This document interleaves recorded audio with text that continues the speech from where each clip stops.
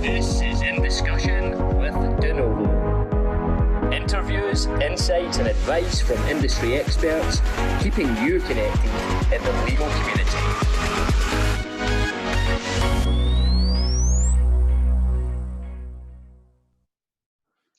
Good afternoon, everyone, and welcome along to episode 6 of In Discussion with Denovo, connecting the legal community with interviews, insights and advice from industry experts.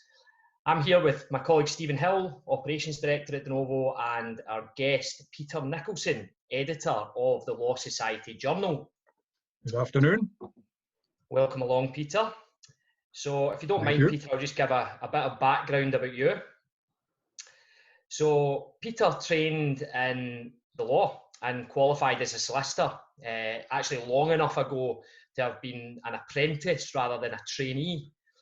He was looking at his career options when Green's, the law publishers, happened to advertise for an editor. He thought that played to his strengths and he got the job. He was soon running publications like the Scots Law Times, Scottish Current Law and the Parliament Housebook. He started the Green's Weekly Digest and gradually became more specialised in law reporting.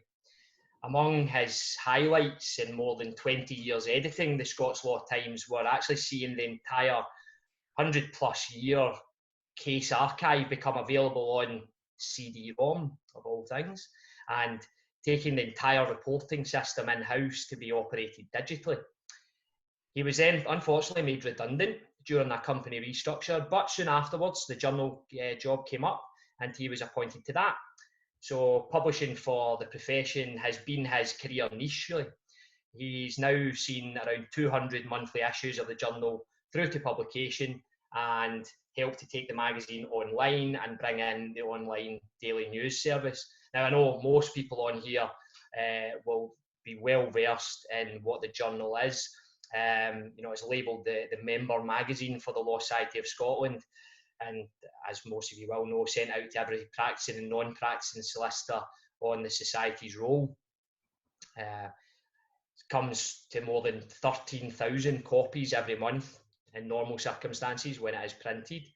And actually the Society, to its credit, really allows Peter editorial independence so that members are able to have their say even if they disagree with the Society's position.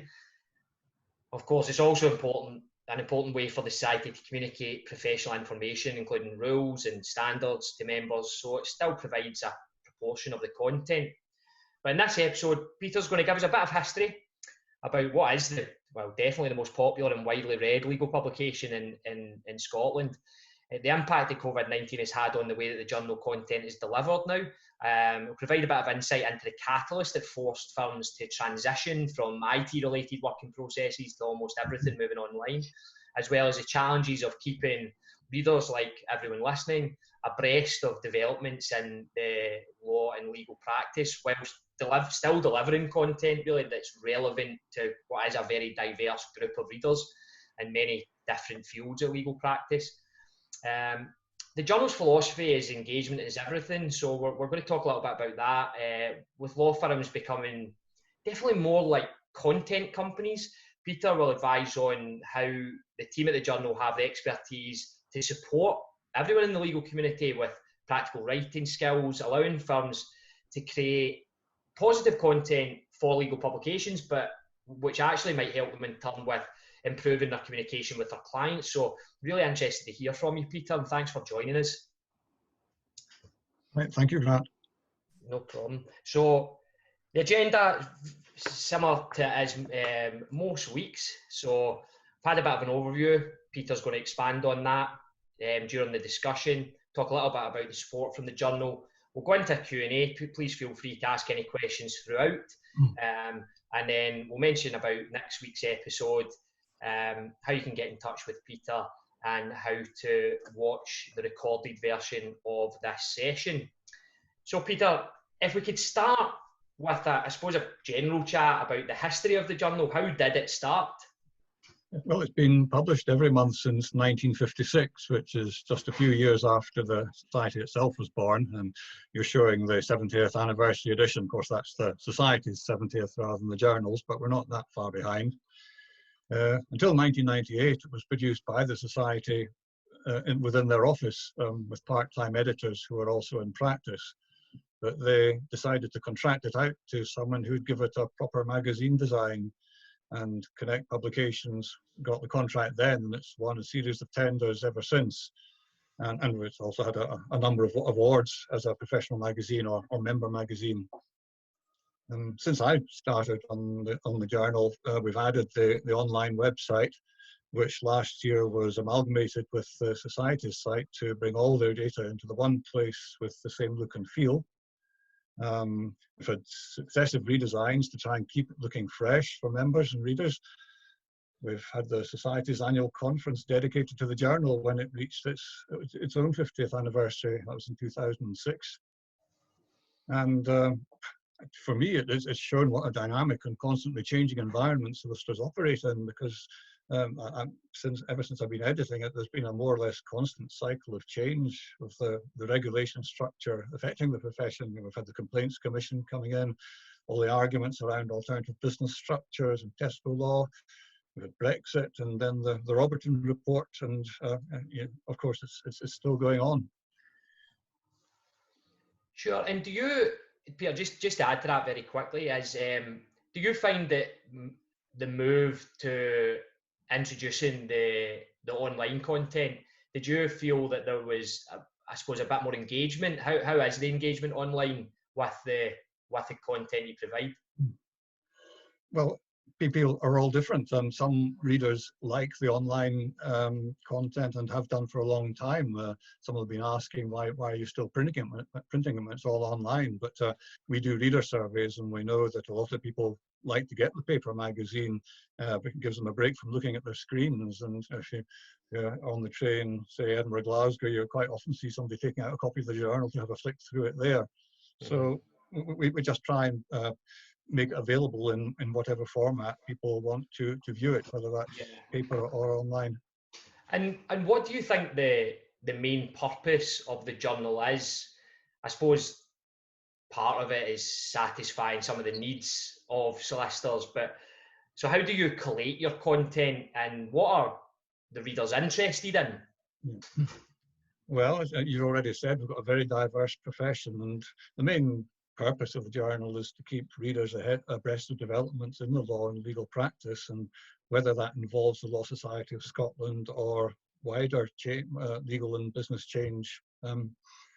So the biggest challenge I face in producing it is delivering content that's relevant to all these readers in the many different fields of practice, and whether that's private practice or in-house.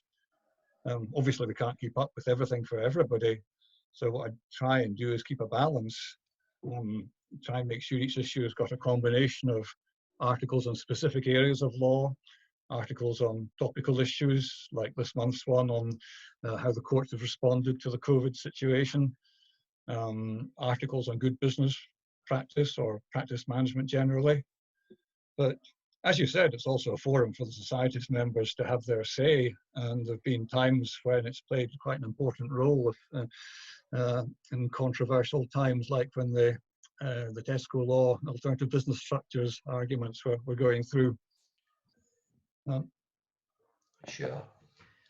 And you've been there for a while now. Has there been sort of any unusual stories that you've reported on in your time? Well, I've reflected on things that we've had that I thought that the people who started it in 1956 would never in their wildest dreams have thought that the magazine would be reporting on, things like same-sex marriage or human embryo research. Sure. But perhaps the most curious things for me now are when you look back, conversely.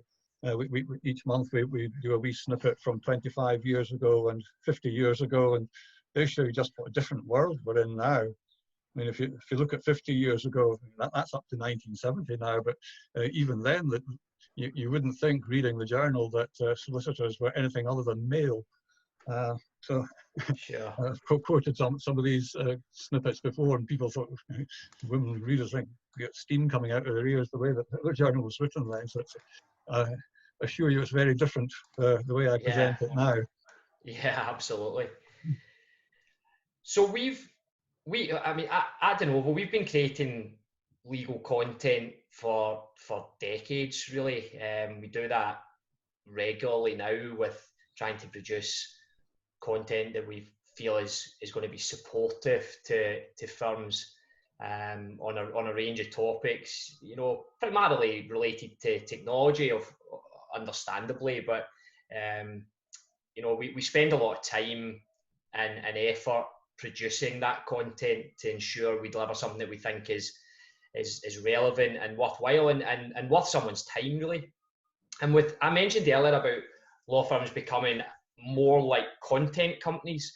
How can the journal support firms with practical writing skills to allow them to create that positive content, and then I suppose then potentially use that content to communicate externally with their clients? Well, it's not just about the journal. As I say, it connects, it holds the contract for the journal, and our company mantra is engagement is everything. Our whole business is communications, whether that's paper or digital, and that's in pretty much any form you can think of. And we're also among the listed businesses on the Society's member benefits webpage. So we can do things like help you develop a communications strategy. We can design and create content for your website. We can create and design e-newsletters or marketing materials. We can help you plan social media strategy or campaigns or PR campaigns. We've got pretty whizzy software at our disposal to help do these things. As regards the journal itself, if you fancy being a writer, I'll be very happy to advise you on sharpening up your drafts and getting your message over as concisely as possible. And we sometimes do a bit of exchange as well.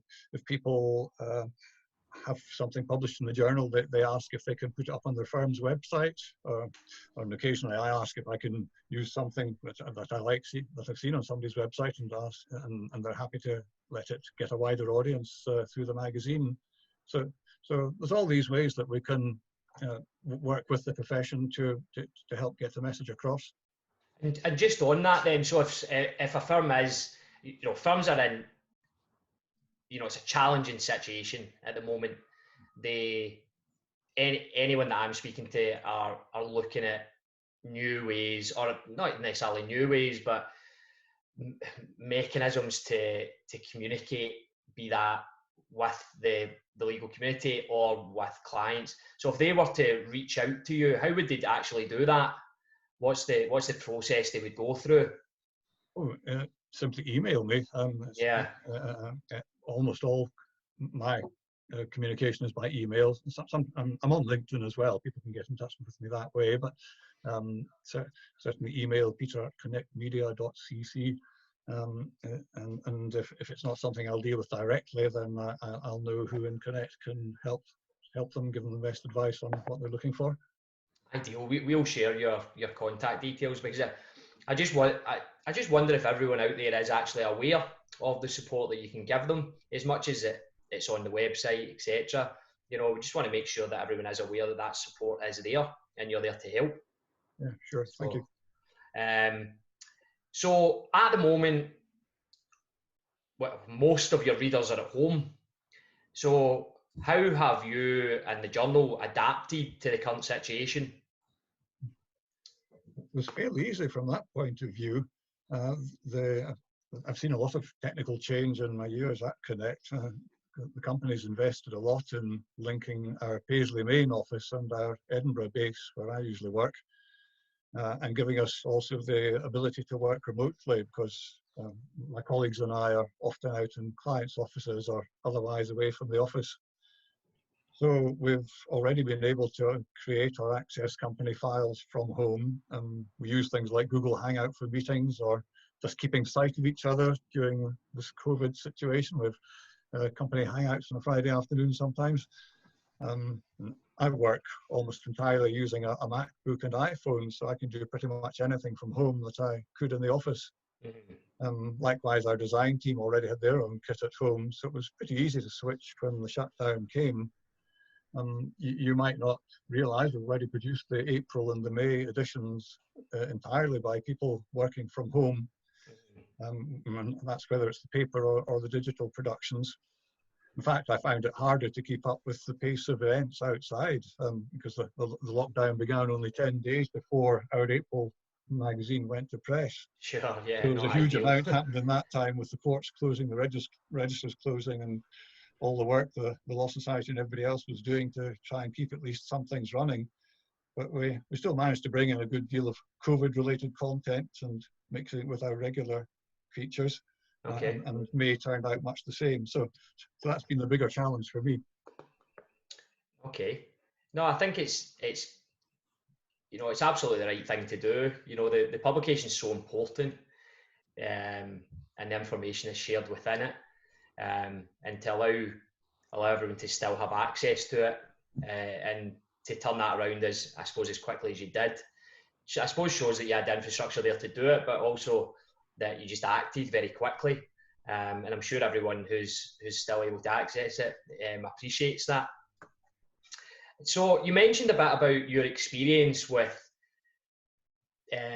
taking elements of the publications that you've worked with and moving them online.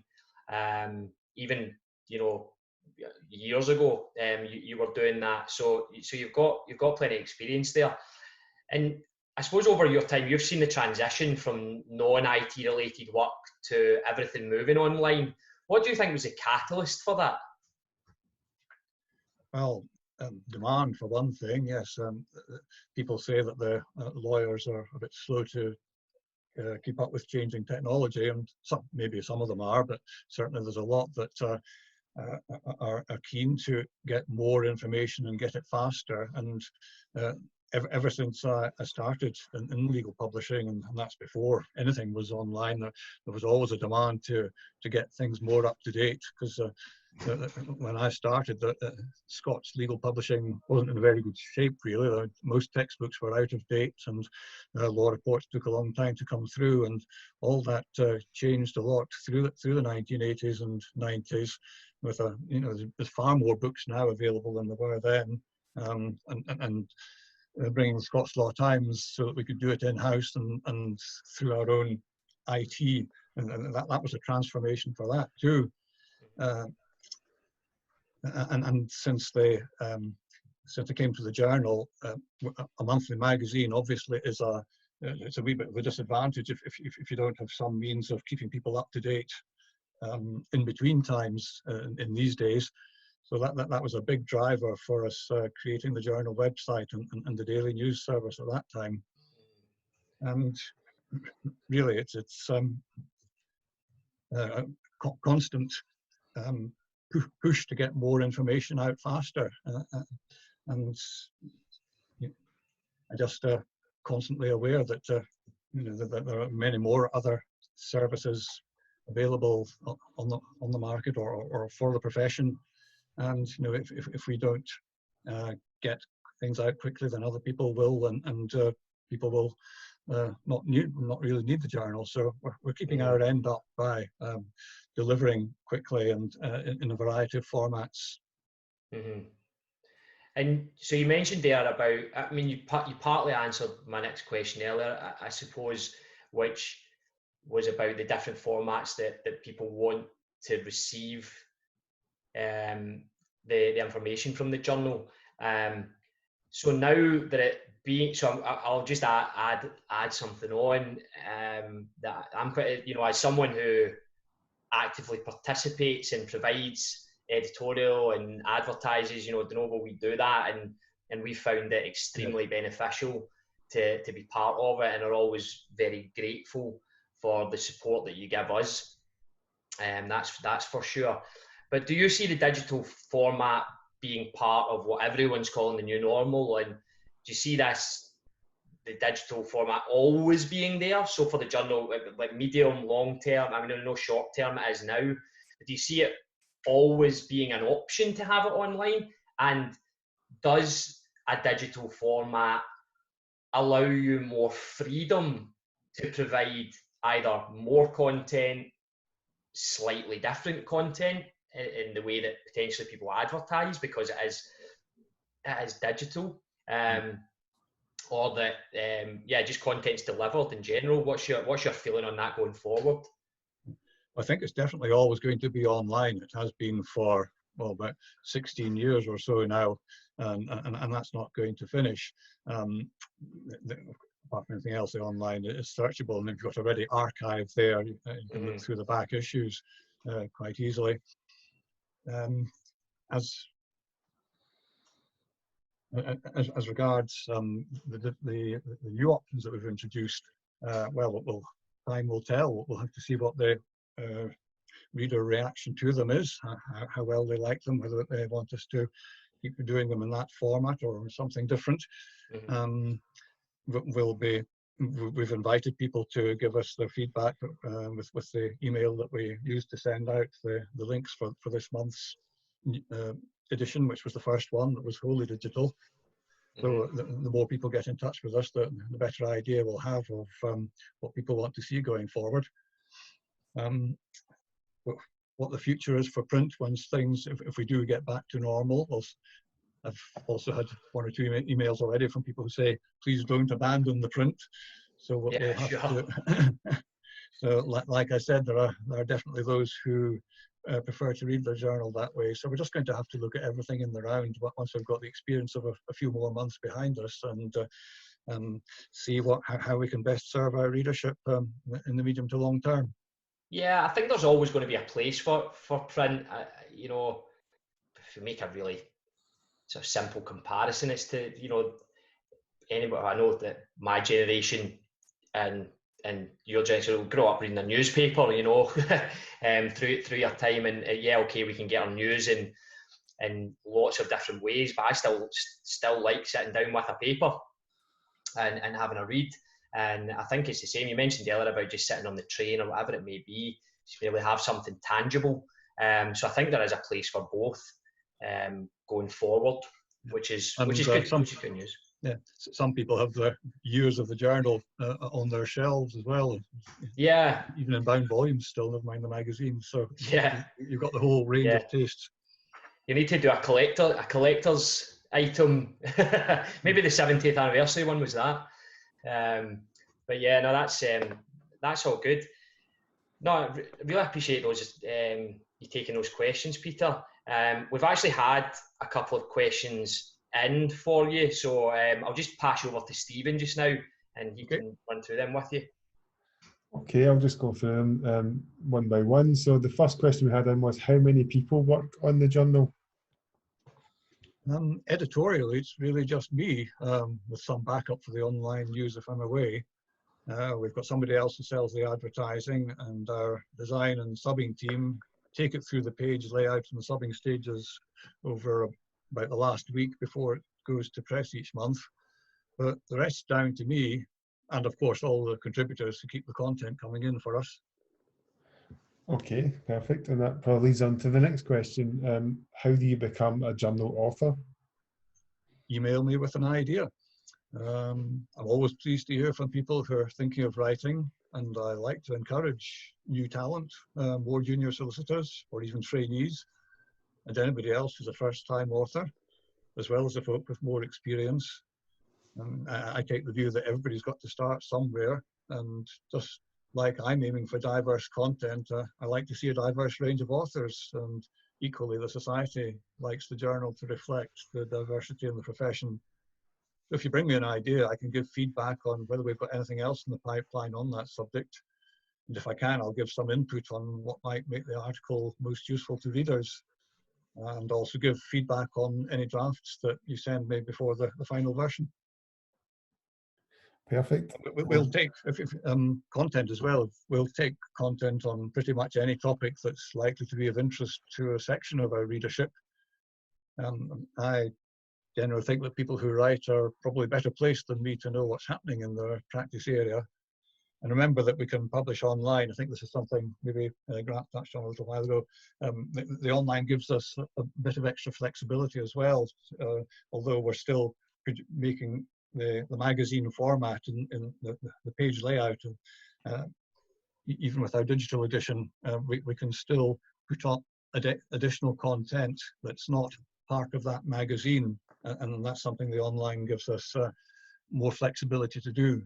And it may be something that's perhaps more of a specialist interest, or something that's a bit too long for the magazine, or just extra that we couldn't fit in. But I can, if something's good enough, then I'll probably find a way to get it published one way or another.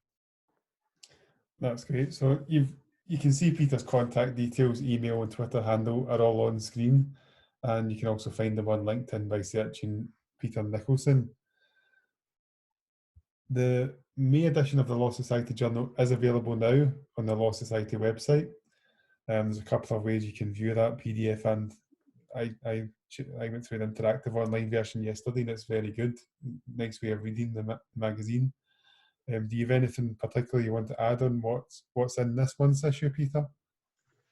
Well, as you can see, the cover story is our interview with the next president, Amanda Miller, who will take office from the beginning of June. It's probably not the best time to become president of the Law Society of Scotland in this time of crisis and law firms struggling to make ends meet, but that's the way it's turned out for her, and so she's got some interesting thoughts on what the way forward is for the profession. Another article that's got a lot of interest already is Naomi Pride, who's a dual Scottish and English qualified solicitor. She's been comparing the way the courts have adapted in Scotland and England to the shutdown forced by COVID. A lot of people were saying that the English courts had got ahead of the game better than the Scottish, so she's been taking a closer look at that and seeing what the differences are and how they might have come about. So those are two to start with, but there's plenty other content. All our usual range of briefings and opinion pieces and what people would expect from the magazine. And clearly the most important article, one by Denovo, of course, Peter, of course. Well, you tell everybody about that, Grant. Okay, so next week's episode we will be in discussion with Forbes Bryce from Freshwater Business Coaching. Forbes has worked with countless businesses up and down the country to achieve predetermined goals and growth. He also provides training in sales, marketing, customer service and business planning. Should be a great chat with Forbes next week, and we could encourage you all to tune in. More details about that episode will be on our website within the next few days, and that episode will take place at our usual 3:30 on Wednesday the 27th of May. A registration link will be sent out in due course. This episode has been recorded and will be available to watch on our website in the next 24 hours. The link is there and will be sent to you directly once it's ready to view. That's the end of episode 6. I'd like to thank Peter and everyone listening for joining us this afternoon. Thank you, too. Thank you. Thanks, Peter. That was a pleasure.